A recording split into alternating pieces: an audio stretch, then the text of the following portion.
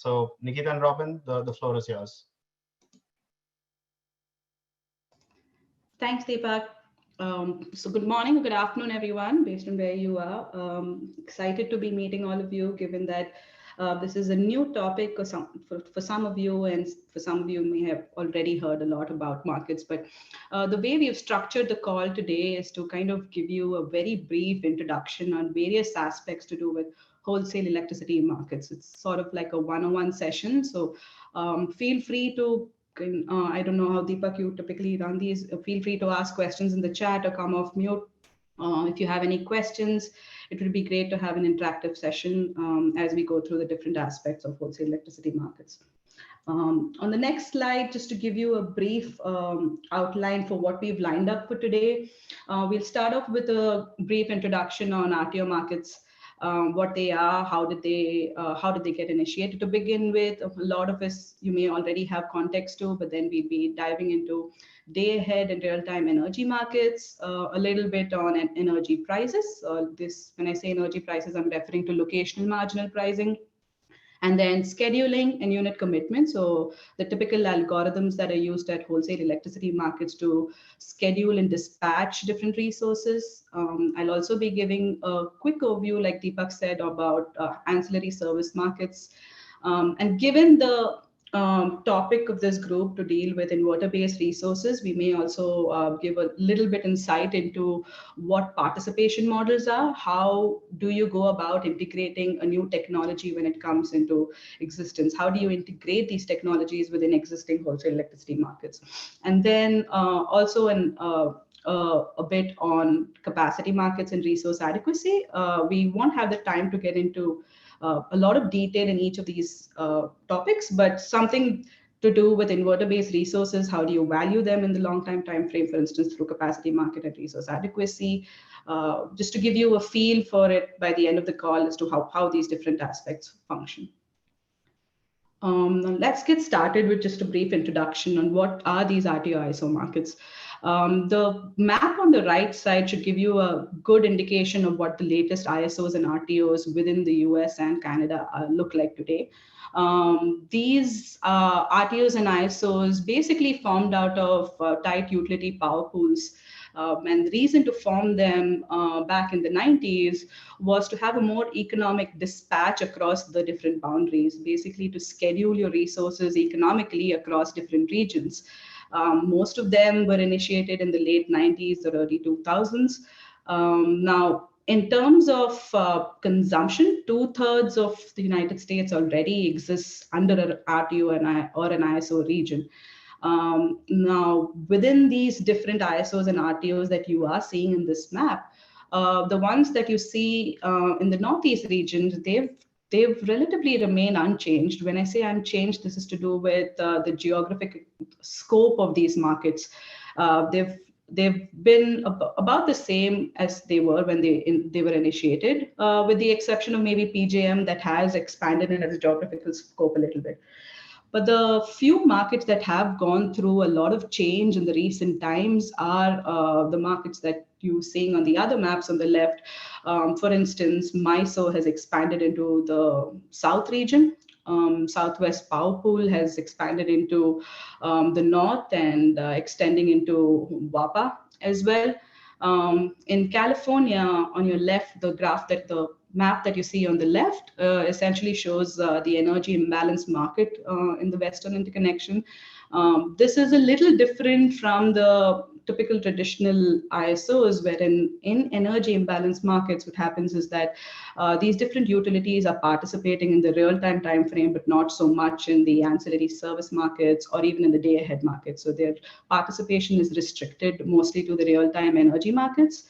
However, there is some recent discussion around evolution even within these energy imbalance markets to sort of extend their participation even in the day-ahead markets.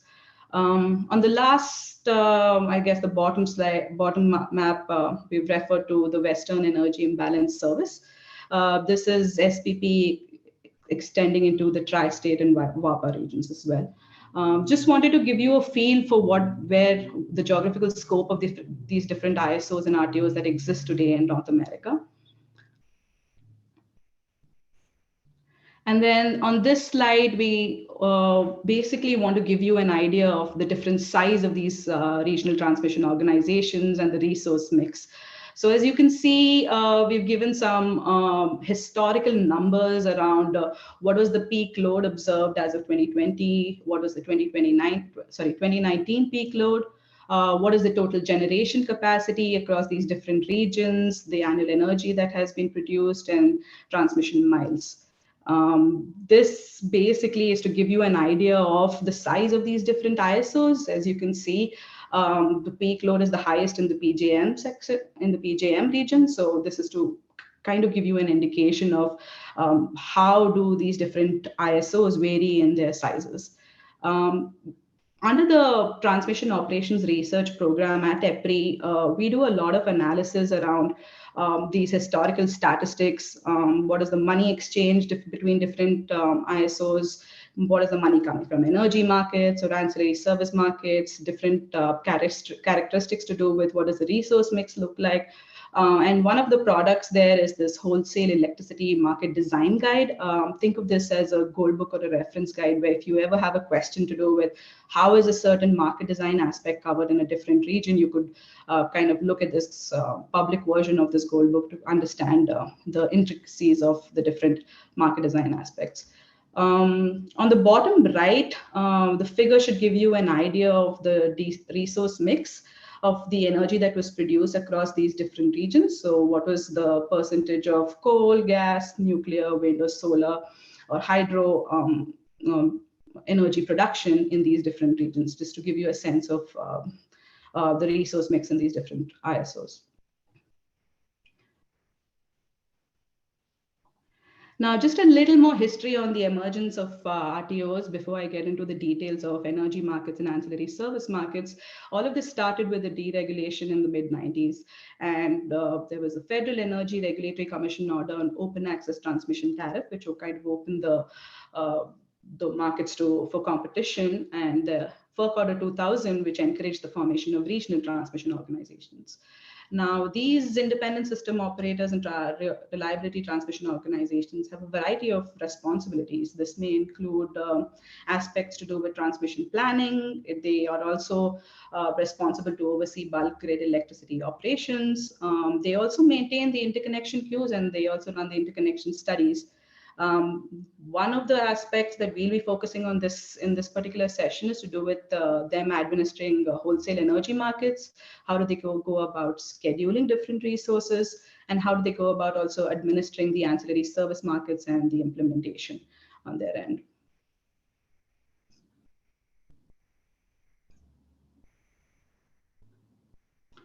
And this slide, I kind of wanted to give you all an indication of the different market timelines and procedures and processes that happen at the wholesale electricity market, so that you get an idea of what happens in which time frame and what are the different things that the ISOs are responsible for.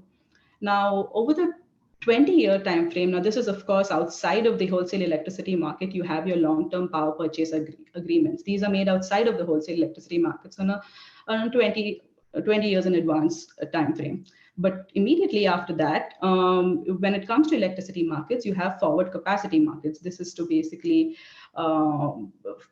ensure that you have adequate amount of resources built to serve a future load. Now, these capacity markets in some regions, they run from 3 years in advance to in some regions, they run from a year or maybe months in advance. They can also differ in how much in advance is a capacity market run. So in the months time frame, you're going to be seeing some seasonal capacity markets. There can also be outage scheduling that happens in the months time frame. I think the animation is a little delayed on this. So Robin, you may have to hit a few more times on this.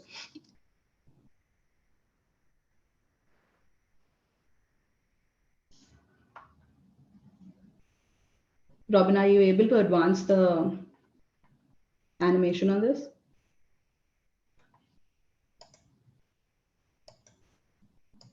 Okay, things looks like Robin got disconnected, Deepak. So sorry about that, folks. Just going through some technical difficulty. No problem. Yeah, I think Robin will connect back soon. Nikita, are you able to share your screen from your end? Yeah, let me try doing that.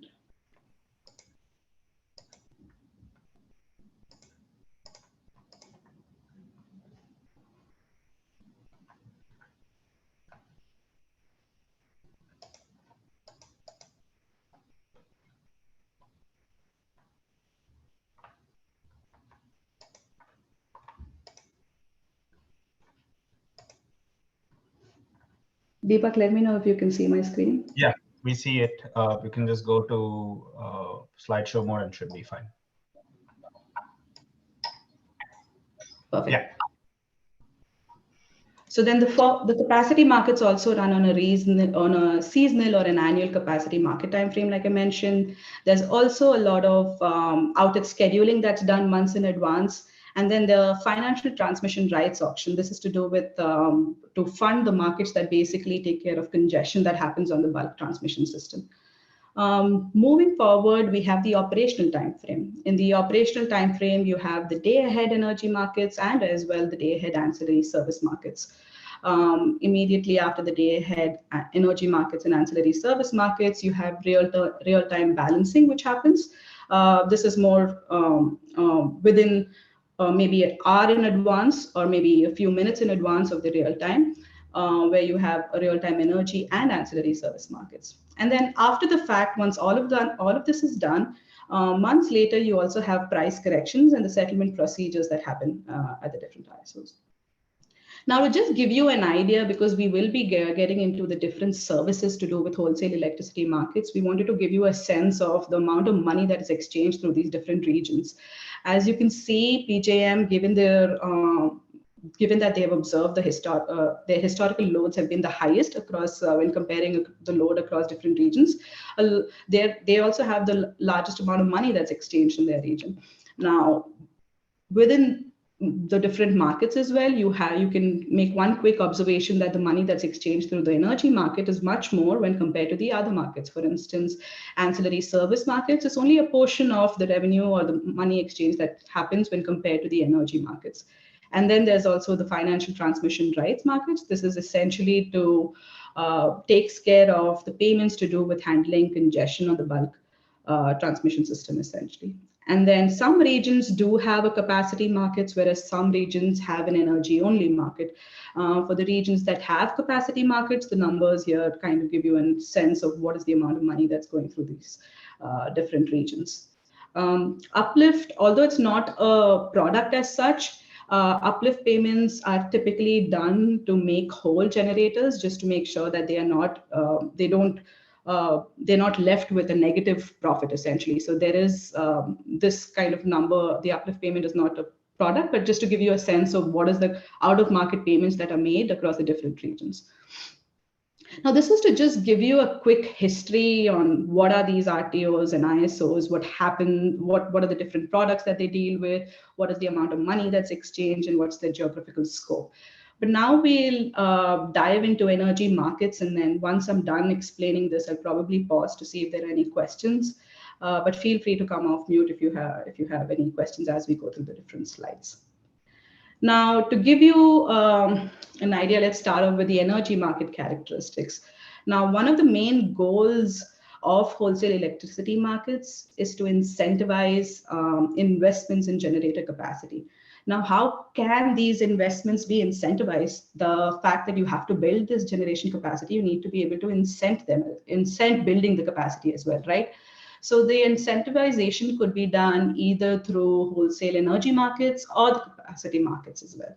Now, the investment signal, typically there are bid caps or price caps to say, so to say, within the electricity markets.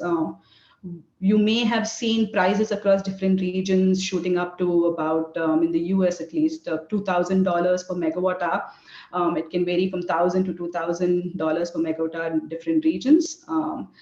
This is the maximum that the locational marginal price in a particular region can go up to. Now, this is again also impacted by shortage prices to do with ancillary service shortages. In some regions, you have a capacity market and you have a demand curve for what is the minimum amount of reserve margin you want to have, right? So that demand curve caps the price to the value of loss load. So these caps are what impact the greatest price that you can potentially see from these different energy markets, which serves as an investment signal for generation to be built as well. In the US, we have something called the two settlement system. When I say two settlement, essentially there is settlement that is done in the day ahead time frame, and then there is settlement done in the real time time frame. So everything that's traded in the day ahead market is settled in the day ahead, and then everything else is balanced out in the real time. So, and this is common across the different ISOs within the US. Whereas in some regions, for instance, in the Australian electricity market region, the settlements are only done in the real-time time frame. You'll understand why this is important as we go into the nitty-gritties of what these two settlements are and how they impact the revenue of different resources in the next few slides.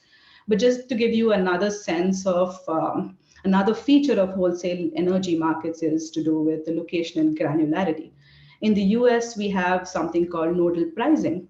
So we have prices that are different at, let's say, the substation level, or at least at the generator node level. Whereas in Europe, this is different because they price only on a zonal level. They don't go down to each generation node or each substation level. And this is important because we are able to better capture the congestion on the system through nodal pricing, even losses within the system. So this is something that's very important and very different between the two different countries when it comes to pricing. Then another aspect to keep in mind is to do with multi-part bidding.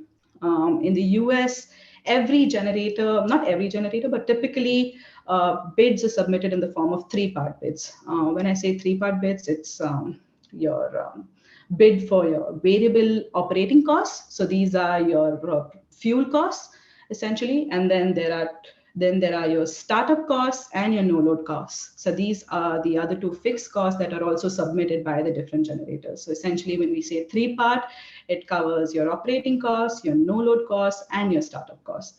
Whereas this is different in how it's dealt with in Europe and Australia, where they only have single bids. So they only have bids submitted for the variable operating cost of the resources or the production cost of the resources. Now, just to give you an overview of what are these prices that we're talking about, where do they come from?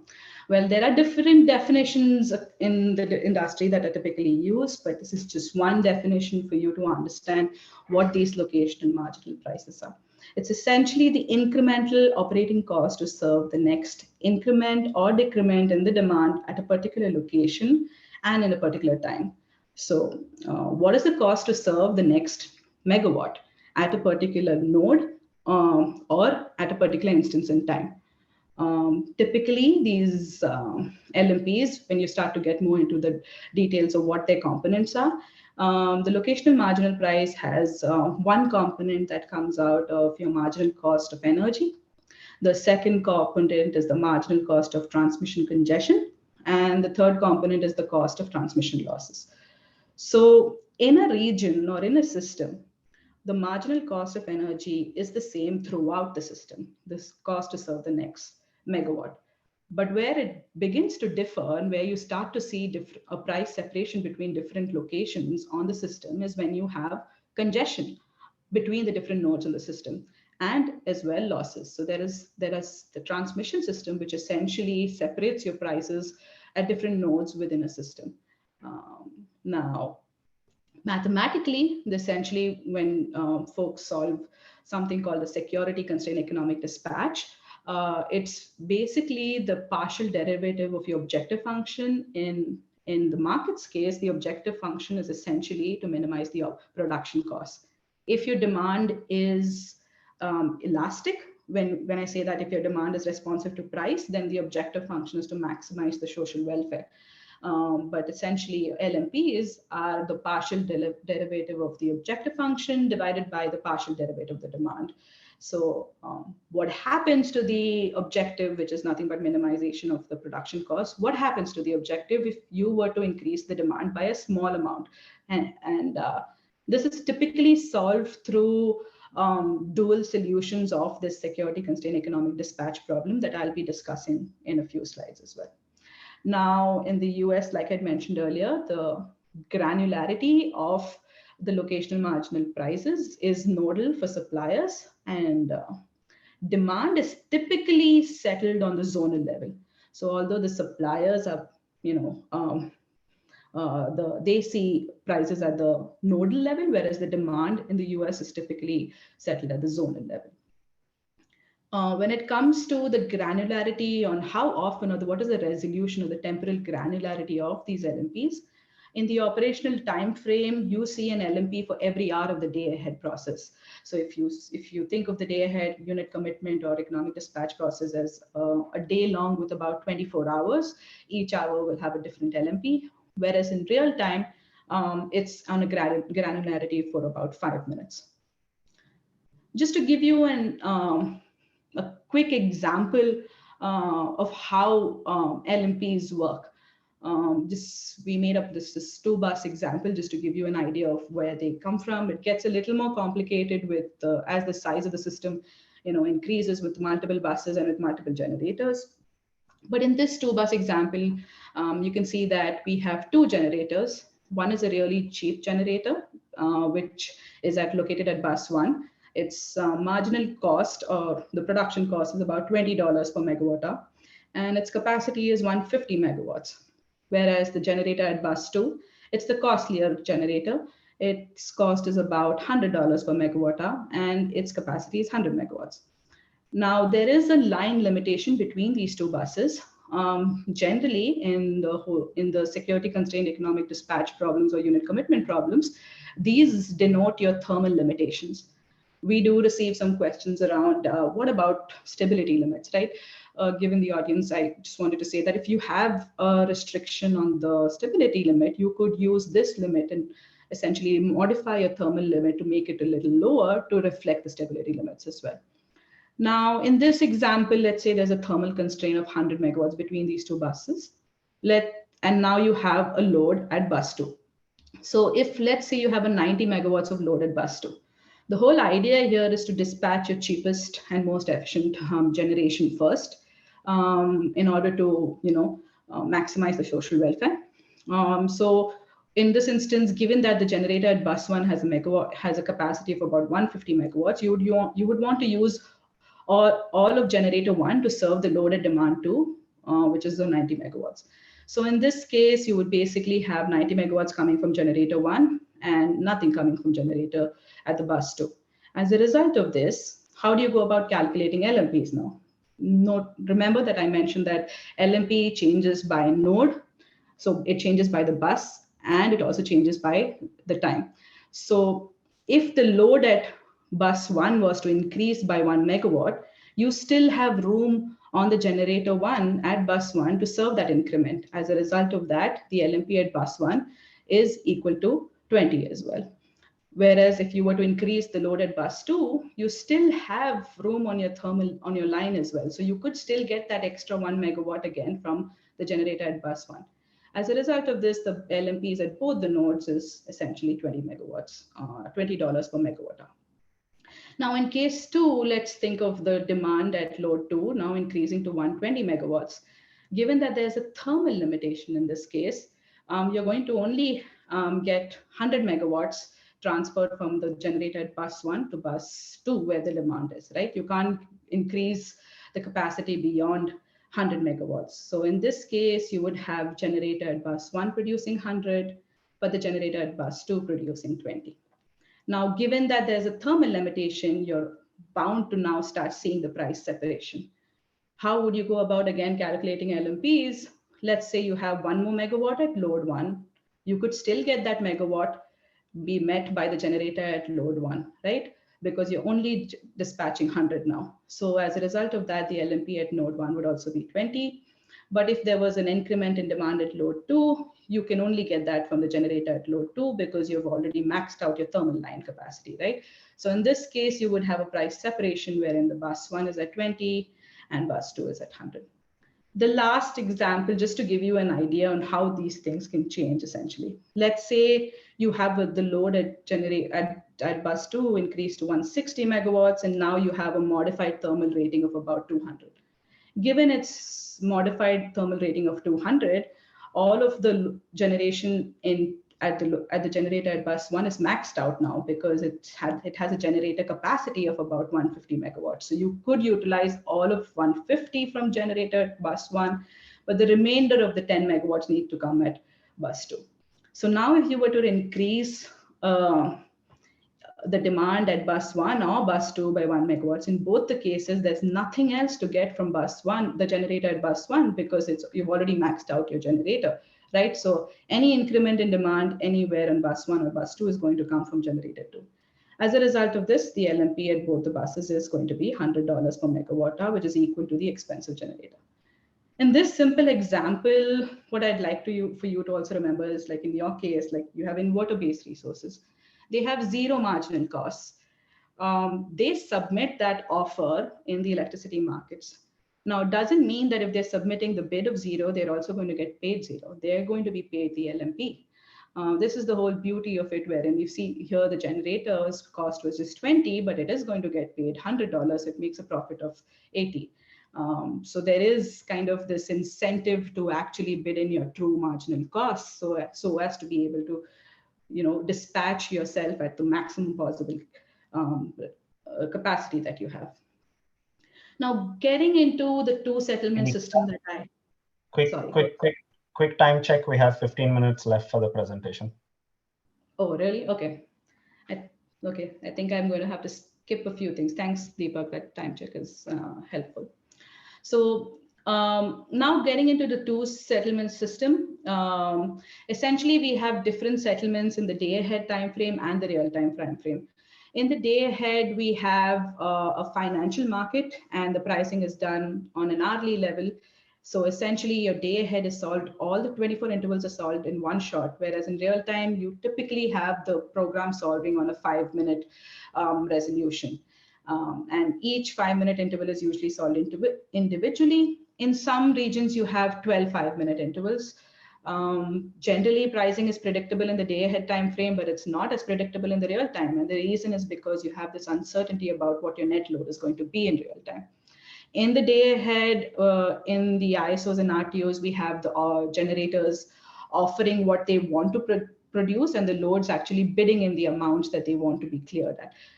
So essentially, there are offers and bids coming in. But in the real time, you actually have forecasts which are being utilized. So this in real time, you actually you have the actual load which is cleared. Now, in the day ahead, you typically commit some slow units, whereas in real time, you balance out any deviations in forecast errors, essentially. So in the day ahead, you pay out the generators for whatever the day ahead LMPs are cleared at, but in real time, you essentially pay the difference. So let's say a generator was producing 100 megawatts. It's paid the day ahead LMP for those 100 megawatts. In real time, for whatsoever reason, the ISO needs the generator to move up to 150. So the remainder of the 50 megawatts that were moved up from this generator are settled at the real time. So that's what we mean by the two settlement processes. And typically, 95% of the energy is settled in the day ahead market, whereas the real time only handles 5%. Given in the interest of time, I'm going to go really quickly over unit commitment. Essentially, this program in the wholesale electricity markets decides what units need to be online and when.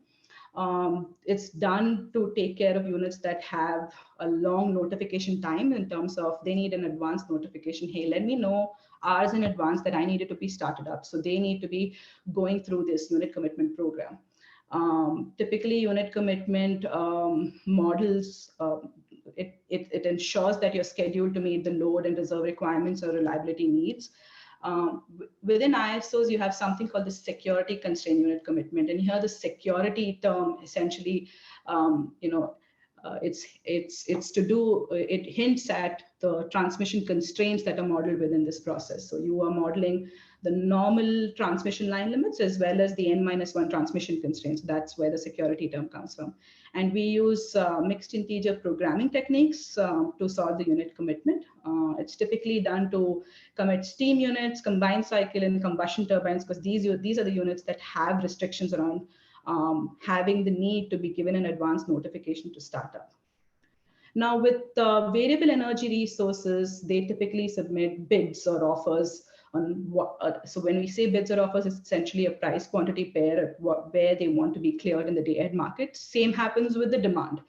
But so in the day-ahead unit commitment process, you're actually solving these bids and offers against the generator information, against the load requirements and the ancillary service requirements. What's the output of this? It's essentially your market clearing prices, the LMPs I mentioned, dispatch schedules, and what units need to be committed. What happens is now that in reality, the forecast may be totally different from these offers and bids. So the ISO is kind of forced to run this other program called the reliability unit commitment, where they use the actual forecast from their end for where the renewable resources could be and what the load may look like, to make sure that, you know, they commit any other unit that needs advance notification ahead of time. So this is your last opportunity to commit those long lead units ahead of time. That's why there's this phase called the reliability unit commitment phase, which is run to ensure that you get the slow unit started in advance of time. Economic dispatch, where when unit commitment had to do with just committing the units, so just turning them on or off. But economic dispatch is to do with how do you go about dispatching these resources given that they're already online. So what should the dispatch point be? It's done through the optimization for the economic dispatch is typically in different regions. It's different again. Some regions optimize only over a single interval, so they only look at 5-minute intervals, whereas some regions look at multiple intervals. This may vary across the ISOs or RTOs. Again, you do model your normal line flow constraints and your n-1 transmission constraints within economic dispatch as well. The algorithms that are used to solve this are simpler. So we use something called linear programming here, because essentially there are no binary commitment decisions. Everything is linear. You only need to decide the dispatch point of these resources. The byproduct of this program essentially is your locational marginal prices. One other key aspect to note is that typically most of the regions co-optimize. When we say co-optimize, they simultaneously solve for what the energy and the reserve schedules of different resources should be. Now, AGC is this last algorithm which I wanted to speak about. It's your last line of scheduling defense. Essentially, like I mentioned, the unit commitment problem is done on an hourly resolution for the day ahead. The economic dispatch problem is done on a 5-minute resolution in the real time, but AGC is typically run on a 2 to 6 second interval. You may have heard of the term frequency regulation. So that becomes important, especially in enabling inverter-based resources to provide regulation, for instance. Some regions are seeing that they can, essentially there are many of research studies and pilot studies done to show that these resources are technically capable of providing different ancillary services. And one of them is regulation. In fact, some of the ISO regions have separated regulation up and down products. One of the reasoning behind that is to do with, hey, with inverter-based resources, you can probably at least qualify them for regulation down.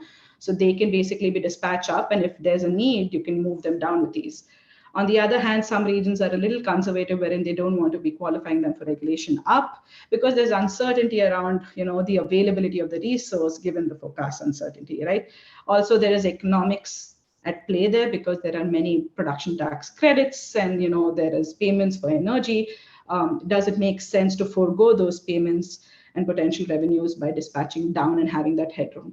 So the way I basically wanted to give you a sense of AGC is that control is how the ISOs control that frequency regulation, and it's typically done based on something called participation factors that are based on regulation schedule or the economics of the bids that were submitted for regulation reserve. I think in the interest of time, we're going to be skipping uplift payments, and I think I'll let my colleague Robin speak to ancillary services. Thank you, Nikita.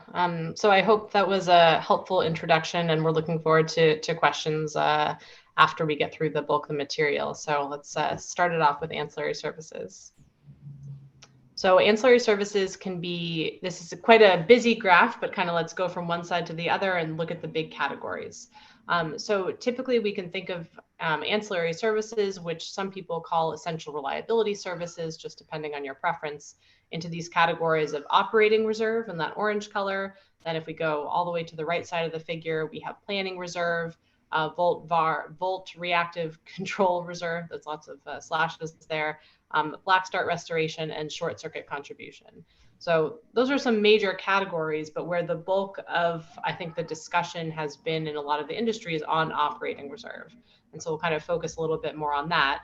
And within that category, we also have event and non-event ancillary services.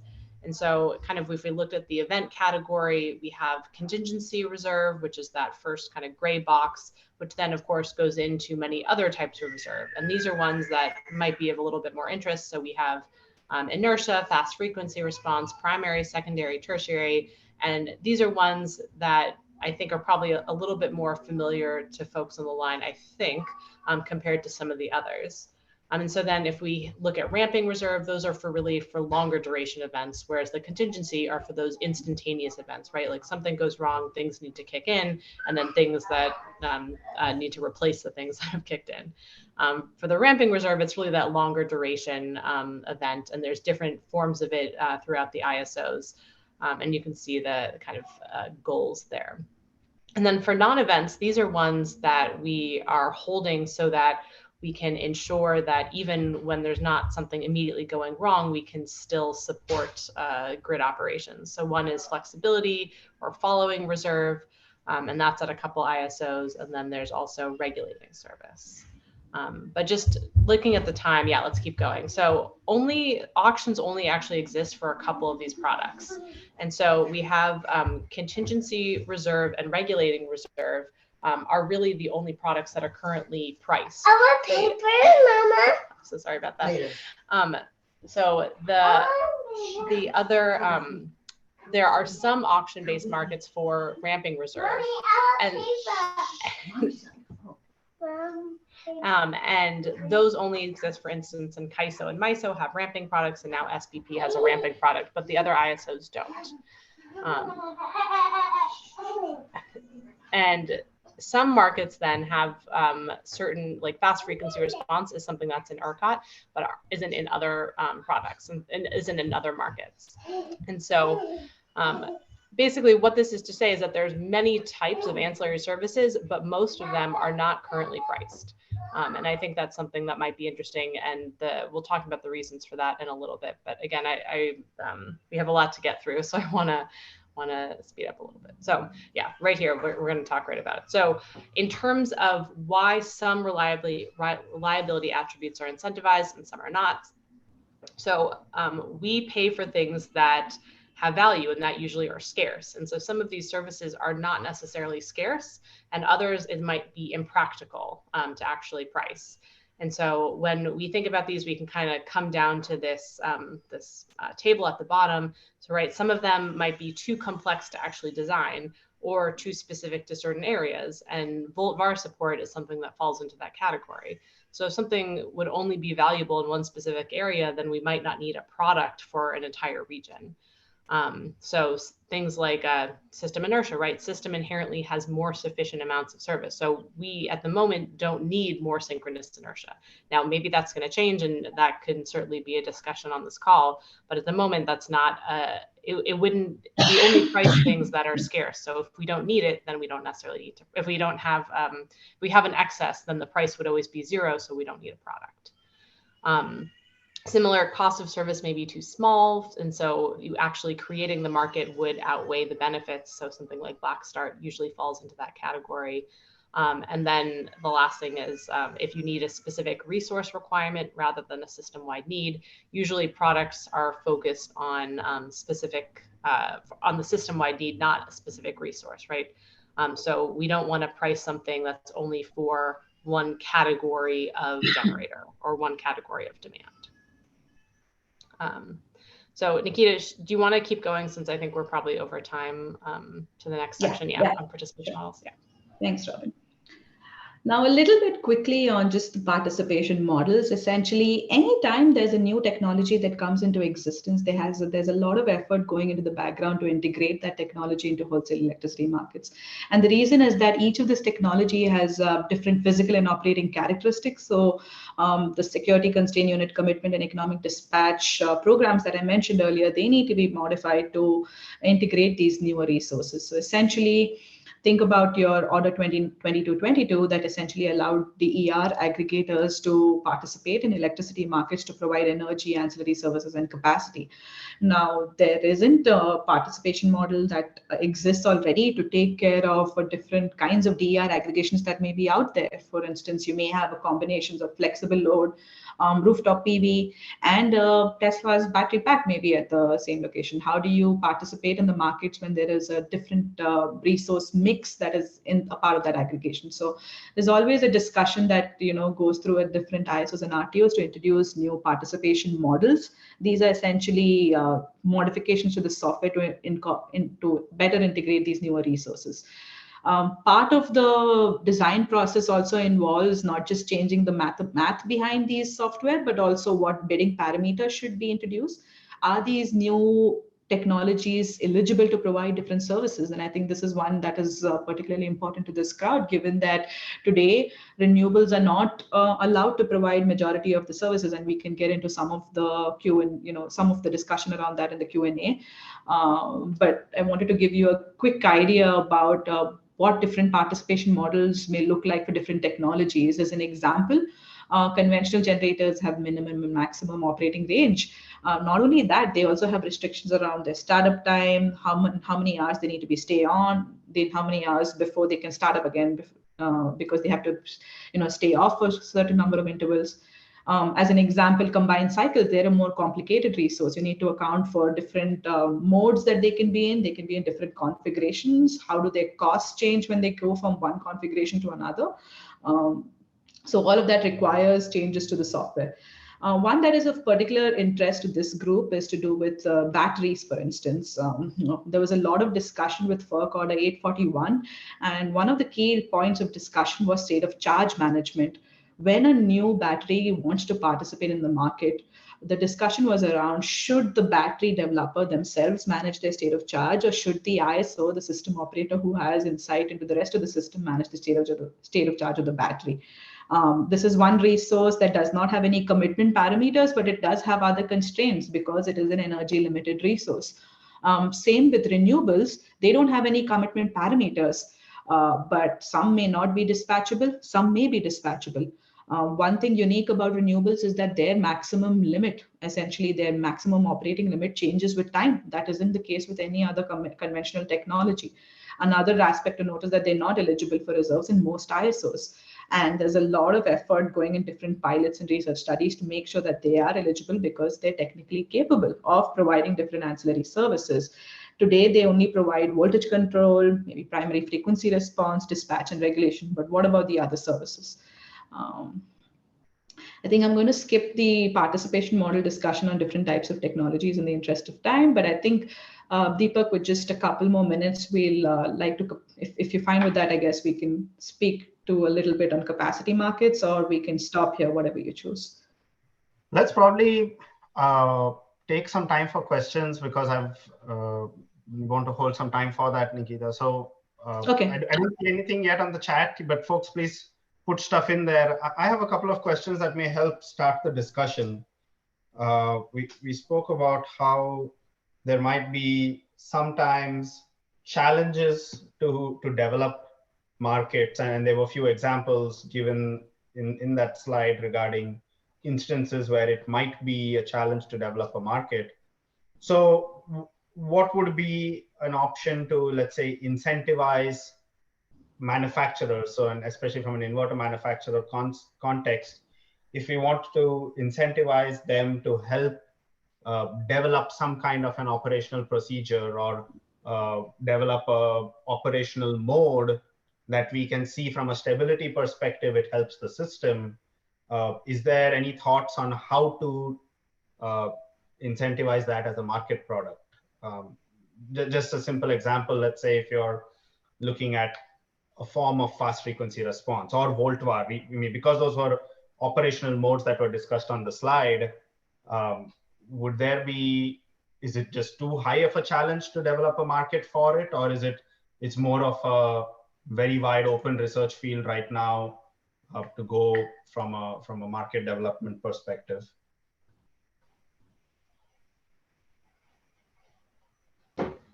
I can start off, and then Nikita, I'm sure you also have opinions on this. So I think some of these reasons seem kind of simple on a slide, but they often are, once you dig into them, overwhelming challenges. And now that's not to say that these are necessarily the case. And these examples are, okay, we did develop these examples a few years ago. So maybe in a few years from now, we change this a bit. But to have a product, you need to be able to have, you need to set a requirement most of the time, or you need to have buyers and sellers. It needs to be applicable to the entire market, not just a small location. You need to be able to sell it and have the market participants understand